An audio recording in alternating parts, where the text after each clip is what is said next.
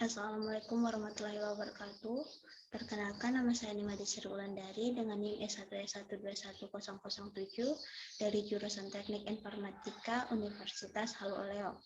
Jadi pada kesempatan kali ini saya akan membahas tentang materi sistem basis data, yaitu ada beberapa materi. Yang pertama ada introduce, yang kedua ada relational model, yang ketiga ada database design dan relational database design, yang keempat ada normalisasi.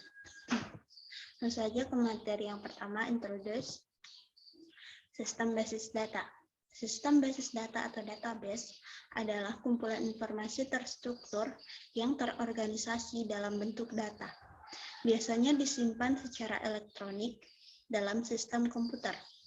Database ini dioperasikan melalui sistem manajemen database atau DBMS bersama dengan data dan DBMS, begitu juga dengan aplikasi yang terkait dengannya, disebut sebagai sistem basis data, sering disingkat menjadi basis data. Selanjutnya, database management system. Pengertian DBMS adalah suatu sistem atau perangkat lunak yang dirancang untuk mengelola suatu basis data dan menjalankan operasi terhadap data yang diminta banyak pengguna. DBMS ini berisi tentang informasi perusahaan tertentu. Yang pertama ada pengumpulan data yang saling terkait, yang kedua kumpulan program untuk mengakses data, yang ketiga lingkungan yang nyaman dan efisien untuk digunakan. Nah, penerapan database ini ada di beberapa tempat. Yang pertama penerbangan, yaitu transaksi, yang kedua maskapai penerbangan untuk reservasi dan jadwal, yang ketiga universitas untuk pendaftaran dan nilai. Nah, contoh penerapan program ini yang pertama, menambahkan mahasiswa baru, dosen, dan mata kuliah. Yang ketiga, mendaftarkan mahasiswa pada mata kuliah dan mencetak roster kelas. Nah, kelemahan menggunakan file system untuk menyimpan data. Yang pertama, redundansi dan inkonsistensi data, di mana beberapa format file duplikat informasi dalam file yang berbeda. Yang kedua, kesulitan dalam mengakses data. Nah, perlu menulis program baru untuk melakukan setiap tugas baru. Yang ketiga, isolasi data, di mana banyak file dan format. Yang keempat, masalah integritas. Nah, di mana batasan integritas, misalnya saldo akun lebih besar dari 0 menjadi terkubur dalam kode program daripada dinyatakan secara eksplisit. Nah, sulit untuk menambahkan batasan baru dan mengubah yang sudah ada. Selanjutnya, level abstraksi. Yang pertama ada physical level, menjelaskan bagaimana catatan, misalnya instruktur, disimpan. Yang kedua, logical level, menggambarkan data yang disimpan dalam database dan hubungan antara data. Yang ketiga, view level, program aplikasi menyembunyikan detail tipe data. Tampilannya juga dapat menyembunyikan informasi seperti gaji karyawan untuk tujuan keamanan. Selanjutnya, instances dan skema. Instances adalah konten daktual dari database pada titik waktu tertentu. Logical schema yaitu keseluruhan struktur logis database. Contoh basis data terdiri dari informasi tentang sekumpulan pelanggan dan rekening di bank dan hubungan di antara mereka.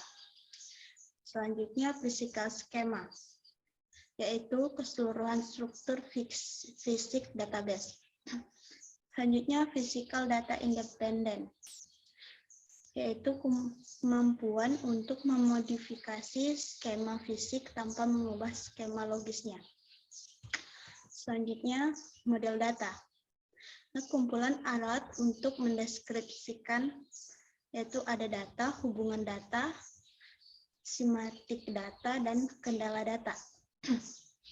Yang pertama ada model relasional, yang kedua model data entity relationship, terutama untuk desain database. Yang ketiga, model data berbasis objek atau objek oriented dan objek relational. Yang keempat, model data semi terstruktur atau XML. Yang kelima, model data lainnya seperti model jaringan dan model hierarki.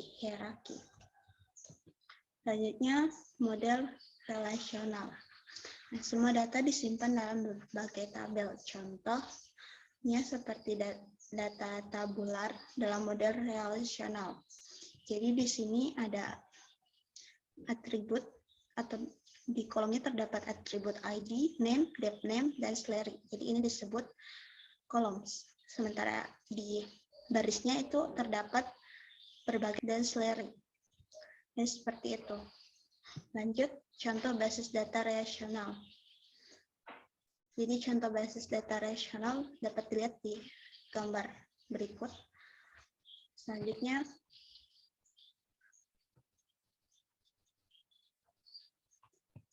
bahasa definisi data atau DDL, di mana notasi spesifik untuk mendefinisikan skema database, contoh buat tabel, terus instruktur, pengenal dengan tipe data karakter dengan jumlah 5, terus namanya tipe datanya varchar dengan jumlah 20, terus depth name-nya dengan tipe data varchar dengan jumlah 20 juga, terus gajinya dengan tipe data numerik 8,2. Ini ada data manipulation language atau DML, yaitu bahasa untuk mengakses dan memanipulasi data yang diatur oleh model data yang sesuai.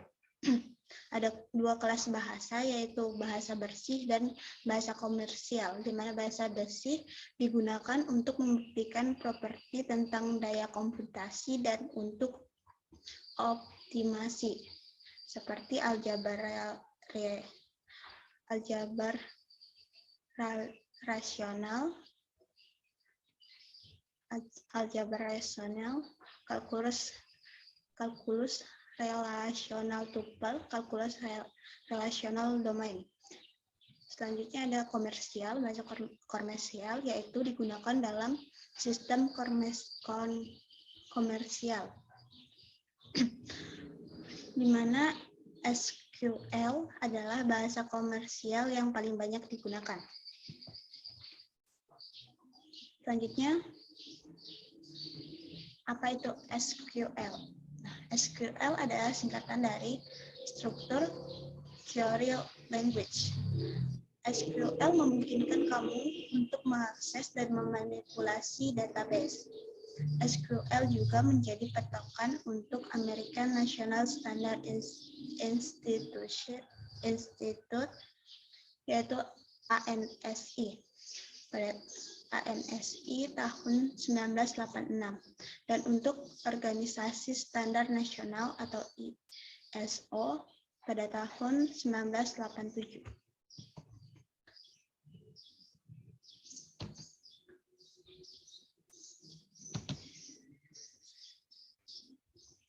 Selanjutnya ada pendekatan desain, di mana perlu datang dengan metodologi untuk memastikan bahwa setiap hubungan dalam database adalah baik. Di mana ada dua cara untuk melakukannya, yaitu model relasi entitas dan teori normalisasi. Nah, model data relational object, yaitu model relasional dengan nilai datar atom, mana model data relational object di mana model data relational object yang pertama perluas model data rasional dengan memasukkan orientasi objek dan konstruksi untuk menangani tipe data tambahan. Kedua, izinkan atribut tuple memiliki tipe kompleks, termasuk nilai non-atomik seperti hubungan bersarang. Yang ketiga, pertahankan fondasi relasional, khususnya akses deklaratif ke data sambil memperluas kekuatan permodelan. Yang terakhir menyediakan kompilibilitas ke atas dengan bahasa relasional yang ada. Selanjutnya, materi yang kedua, relational model. Relational model atau RM mewakili database sebagai kumpulan hubungan di mana suatu hubungan tidak lain adalah tabel nilai. Setiap baris dalam tabel mewakili kumpulan nilai dan data terkait.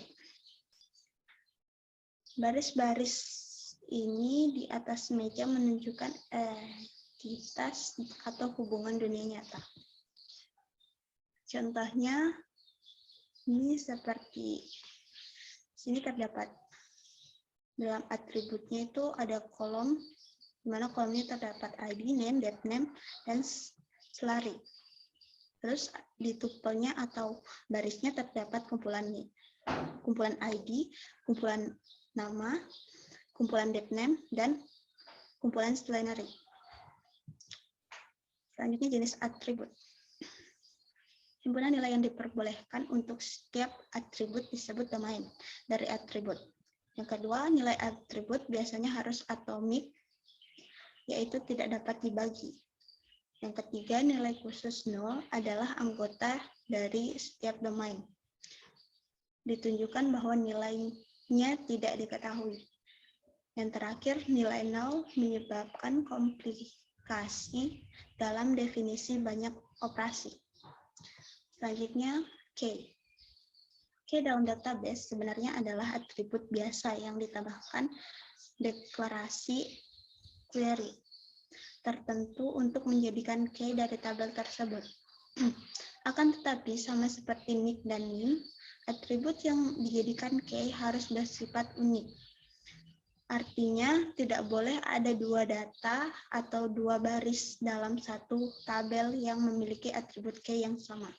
Selain itu, atribut yang dijadikan key juga wajib diisi dan tidak boleh dikosongkan. Misalnya, KR. K adalah super key dari R.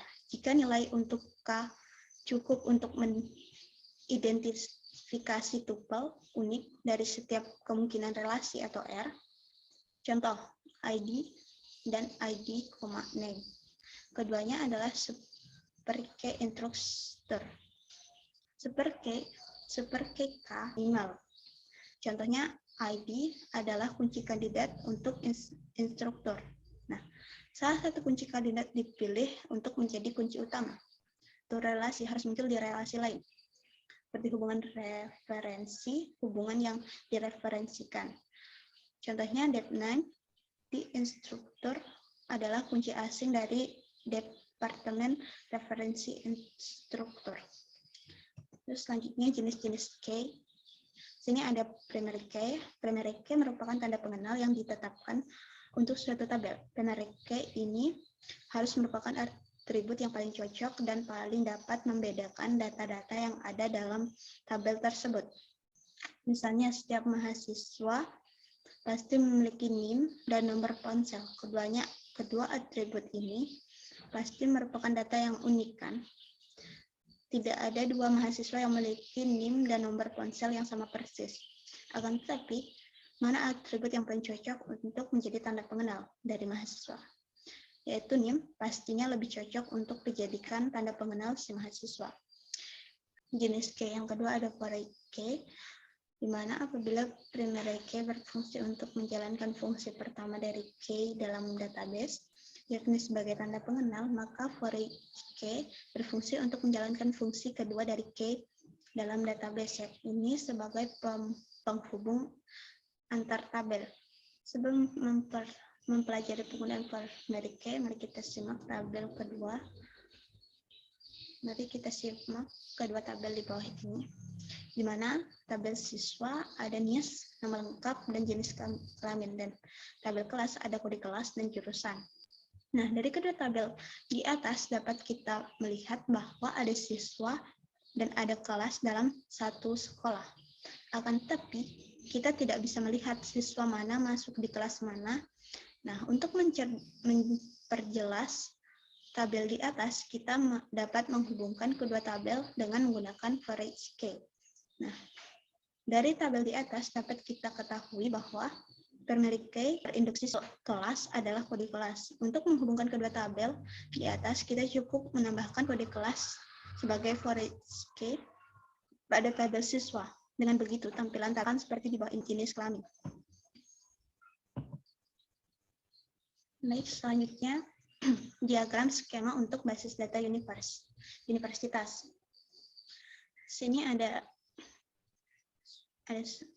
tabel student, text, session, classroom, teach, time slot, course, department, advisor, instructor, di mana di student terisi data ID, name, department name, dan begitu juga yang lainnya.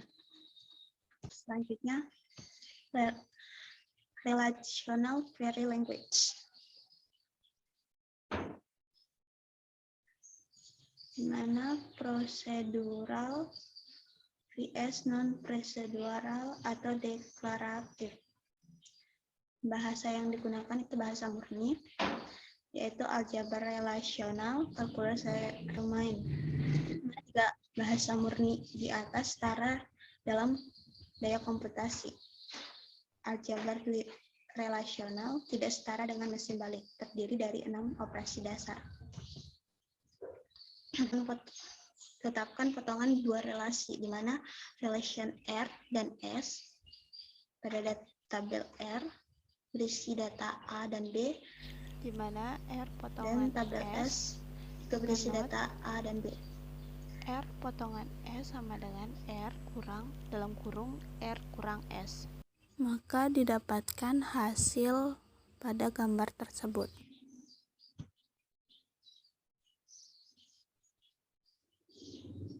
Selanjutnya menggabungkan dua relasi, di mana relation RS digabungkan menjadi RXS, di mana terisi data A, B, C, D, dan E.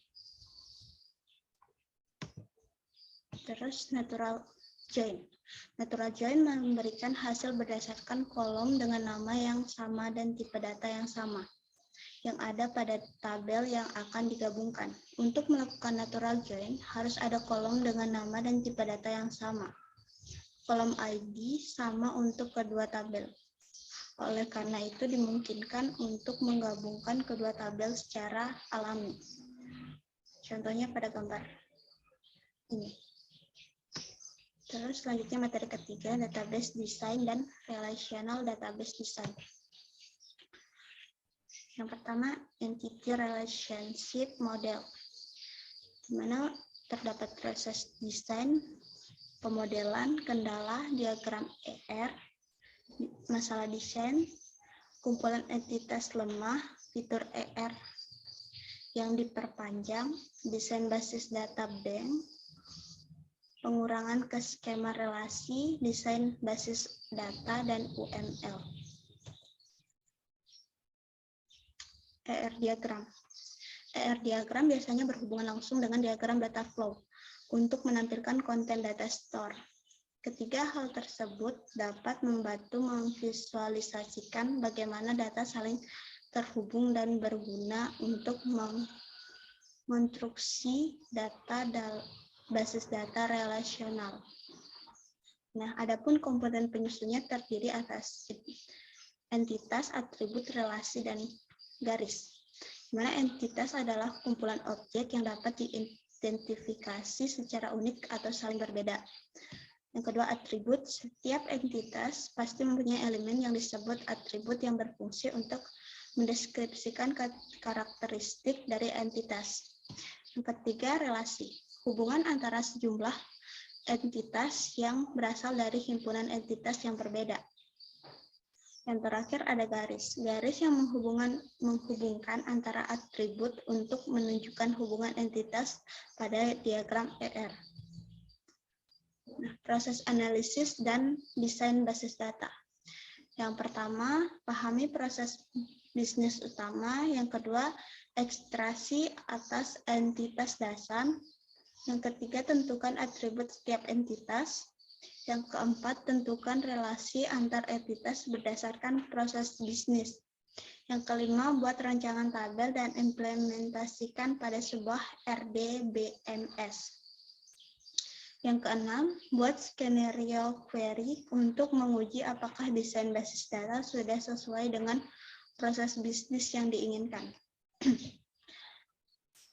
Selanjutnya, macam-macam relasi. Yang pertama ada one-to-one, hubungan one-to-one antara instruktur dan student. Seorang student dikaitkan dengan paling banyak satu instruktur melalui hubungan advisor. Nah, seorang student dikaitkan dengan paling banyak satu departemen melalui student departemen. Ini contohnya pada gambar berikut, di mana student berisi ID, name, dan care dihubungkan dengan instruktur berisi dengan ID, name, dan salary menggunakan advisor. Nah, one to many. Hubungan one to many antara instruktur dan student, di mana seorang instruktur dikaitkan dengan beberapa termasuk student melalui advisor. Dan seorang siswa dikaitkan dengan paling banyak satu instruktur melalui advisor. Contohnya pada gambar ini. Selanjutnya money to money, di mana instruktur dikaitkan dengan beberapa mungkin student melalui advisor, dan partisipasi seorang student dikaitkan dengan beberapa mungkin instruktur melalui advisor. Contohnya seperti gambar ini. Selanjutnya contoh kasus dalam basis data sekolah, mana entitas dan atributnya itu terdapat siswa, mana di dalamnya ada nama, NIS, tempat tanggal lahir, jenis kelamin, agama, alamat rumah, kelas, dan telepon. Terus selanjutnya ada guru, di mana berisi data nama, NIP, tempat tanggal lahir, jenis kelamin, agama, alamat rumah, kelas, telepon, dan jabatan. Terus ada lomba, di mana terdapat data jenis, tahun, dan tingkatan. Nah, contoh ER diagramnya itu seperti ini, di mana siswa terdapat NIS, nama NIS, tempat tanggal lahir, jenis kelamin, agama, alamat rumah, kelas, dan telepon. Ada tabel guru dan tabel lomba, di mana guru membimbing siswa dan siswa mengikuti lomba.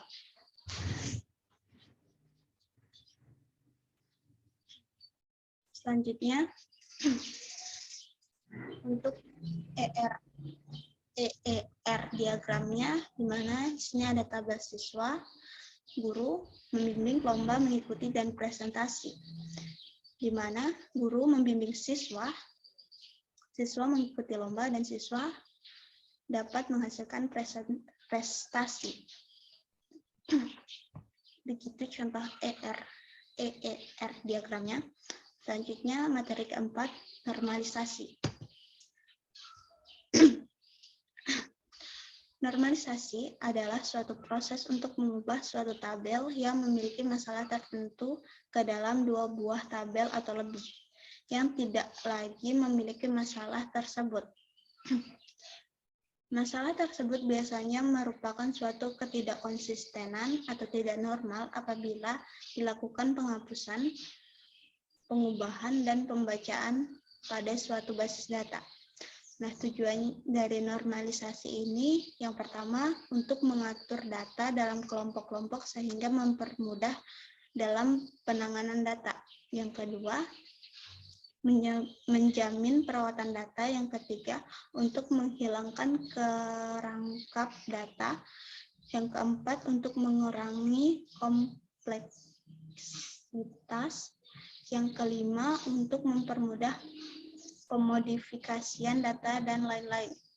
Selanjutnya terdapat manfaat. Yang pertama, meminimalkan terjadinya kesalahan dalam data. Yang kedua, meminimalkan risiko data yang tidak konsisten. Yang ketiga, memaksimalkan stabilisasi struktur data dan lain-lain. Selanjutnya ada proses. Yang pertama, data diuraikan dalam bentuk tabel. Yang kedua, data dianalisis berdasarkan persyaratan tertentu ke beberapa tingkat. Yang ketiga, apabila tabel yang diuji belum memenuhi persyaratan tertentu, maka tabel tersebut perlu dipecah menjadi beberapa tabel yang lebih sederhana sampai memenuhi syarat bentuk yang optimal.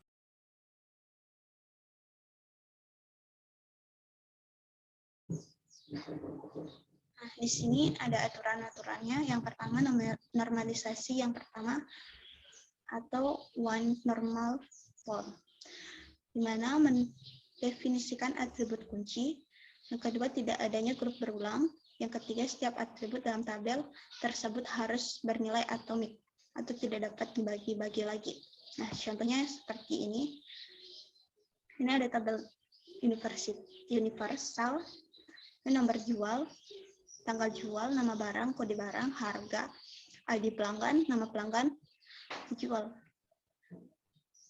Nah, di sini semuanya terisi, jadi tabelnya harus terisi semua untuk normalisasi yang pertama. Selanjutnya, normalisasi yang kedua, di mana sudah memenuhi dalam bentuk normal ke-1 dan sudah tidak ada ketergantungan parsial, di mana seluruh file hanya tergantung pada sebuah file. Normalisasi kedua, di mana ada terbagi menjadi 3 tabel, di mana ada tabel barang, tabel pelanggan, dan tabel jual. Selanjutnya, normalisasi yang ketiga, sudah berada dalam bentuk normal kedua, tidak ada ketergantungan transitif, di mana file bukan kunci tergantung pada file bukan kunci lainnya. Mana di normalisasi ketiga ini terbagi menjadi 4 tabel, ada tabel barang, tabel pelanggan, tabel jual, dan tabel detail jual. Nah, mungkin sekian yang dapat saya jelaskan. Lebih dan kurangnya mohon dimaafkan. Akhir kata saya ucapkan terima kasih.